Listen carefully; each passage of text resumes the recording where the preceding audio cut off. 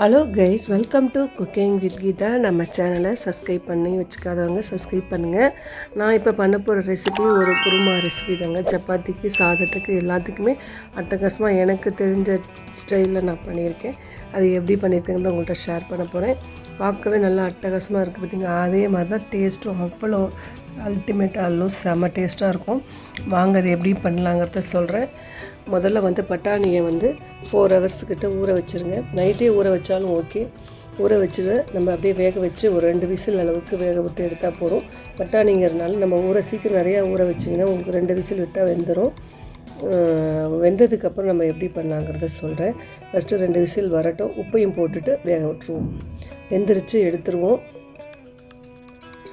அதுக்கப்புறம் தேவையான பொருட்கள்லாம் மிக்ஸி ஜார் எடுத்துக்கோங்க. பூண்டு, இஞ்சி, வெங்காயம், தக்காளி, அப்புறம் இந்த மசாலா ஐட்டம், சோம்பு, கிராம்பு, ஏலக்காய் எல்லா ஐட்டம் போட்டு பாதாம், முந்திரி எல்லாத்தையும் சேர்த்து போட்டு ஒரு நைஸாக ஒரு ஓட்டை விட்டு எடுத்து வச்சுக்கோங்க.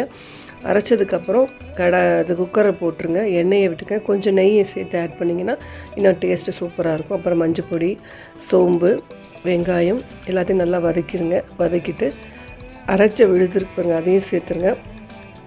அப்புறம் மல்லித்தூள், மிளகாய்த்தூள் எல்லா தூள் வகைகள்லாம் சேர்த்து ஆட் பண்ணிவிடுங்க.